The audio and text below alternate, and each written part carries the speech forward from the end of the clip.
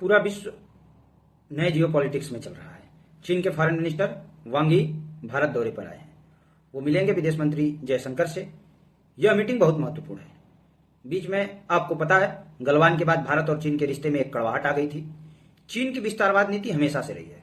गलवान में Indian army खड़ी हो गई और कही अब इसके आगे नहीं। मैं इस पर बात नहीं करता। चीन को अब महसूस हो गया कि इतने बड़े पड़ोसी से कब तक विवाद रह सकता है, जबकि वहां एक बड़ा दुश्मन जो चीन की चूड़ियां कस रहा है, डोनाल्ड ट्रंप।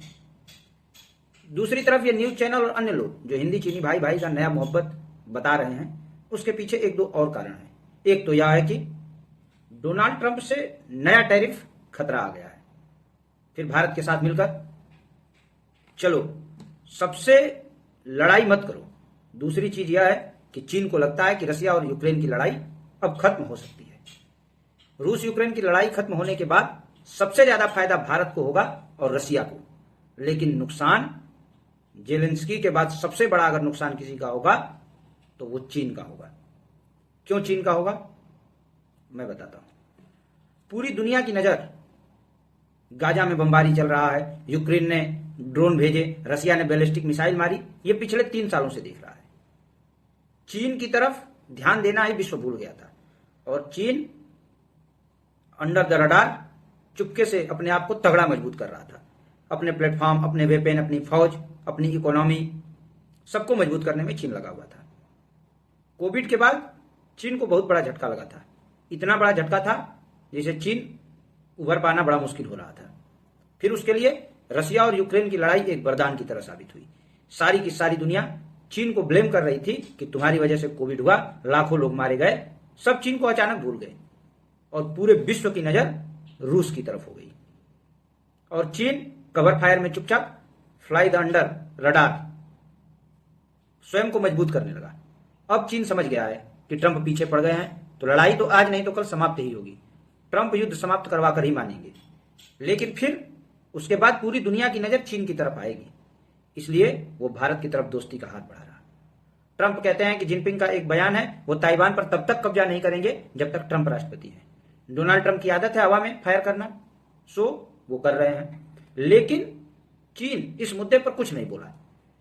शायद बीजिंग यह चाहता है कि मामला और न बिगड़े, या ये समझे ट्रंप को भारत नहीं प्ले कर रहा पर चीन कर रहा। और अभी अभी अलास्का में पुतिन ने भी किया।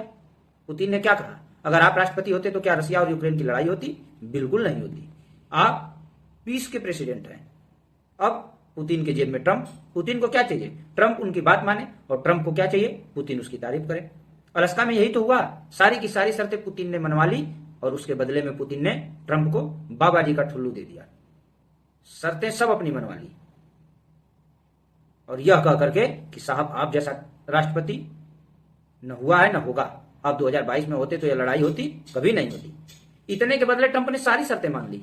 इधर आज 5:30 बजे वांग यी की मीटिंग मोदी जी के साथ है और अगले दिनों में मोदी जी चाइना जा रहे हैं। 7 साल बाद मोदी जी की अब यात्रा है। जयशंकर जी, राजनाथ, अजित डोभाल, ये सारे लोग बीच बीच में चाइना होकर आए हैं। इस वक्त भारत से रिश्ते न बिगड़े इस बात का ध्यान रख रहा है चाइना। लेकिन चीन भारत का दोस्त कभी नहीं था। भारत चीन में वर्चस्व की लड़ाई है, सो रहेगी। चीन भी ट्रंप के दबाव में भारत के पक्ष में कल फिर कोई गलवान करेगा, क्योंकि जिनपिंग पर कोई इंटरनल प्रेशर नहीं है। चीन को कोई जल्दी नहीं है। जिनपिंग पर कोई पब्लिक प्रेशर नहीं। लेकिन अपने यहां क्या है? मोदी जी पर पब्लिक प्रेशर है। मोदी जी उधर ऑपरेशन सिंदूर लॉन्च करते हैं, यहां जनता चिल्लाने लगती है पीओके क्यों नहीं लिया। जब कोई ऑपरेशन होता है, कोई मिलिट्री ऑपरेशन लॉन्च करती है तो उसका एक ऑब्जेक्टिव एंड होता है कि यह ऑपरेशन इसलिए कर रहे हैं। जब वह प्राप्त कर लेंगे तो उस चीज पर फायर कवर होगा, सीज फायर होगा। हर मिलिट्री ऑपरेशन में ऑब्जेक्टिव टाइम होता है। पाकिस्तान ने पहलगाम में आतंकी हमला किया, सो भारत ने ऑपरेशन सिंदूर करके उसकी रीढ़ की हड्डी तोड़ी। फिर पाक ने थोड़ी जुर्रत जुटाई, भारत ने उनकी हवाई अड्डों पर, सेना अड्डों पर बमबारी किया। अब इसमें पीओके कहां से आ गया? भारत में ऐसे प्रेशर होते हैं पब्लिक के, विपक्ष के, लेकिन चाइना में ऐसा कोई प्रेशर नहीं होता। ट्रंप कितना मजबूत राष्ट्रपति है इससे कोई मतलब नहीं। अकेला कोई राष्ट्रपति पूरी दुनिया से नहीं लड़ सकता और ट्रंप ने यह गलती कर दी। पूरी दुनिया से युद्ध का रवैया अपनाया। भारत के खिलाफ उसे रूस से तेल खरीदना यह कोई बड़ा मामला नहीं है जितना ट्रंप बता रहे हैं। भारत का रूस से तेल खरीदना सिर्फ एक बहाना है। कल अगर भारत कह दे कि हम रसिया से एक बूंद तेल नहीं खरीदेंगे, हथियार छोड़ो एक पेंच तक नहीं खरीदेंगे, तो आप किसी गलतफहमी में मत रहिएगा कि ट्रंप कह देंगे कि हम टैरिफ हटाते हैं। ये दुगला इंसान है, इसका कोई विश्वास नहीं। आज शाम की मीटिंग तय करेगी और विश्व की नजर भारत के अगले कदम की तरफ है।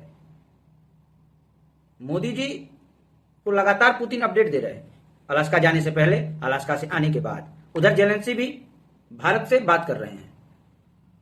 इस समय पूरे विश्व की नजर, पूरी वैश्विक राजनीति भारत की तरफ देख रही है और भारत का अगला कदम क्या होगा यह महत्वपूर्ण है।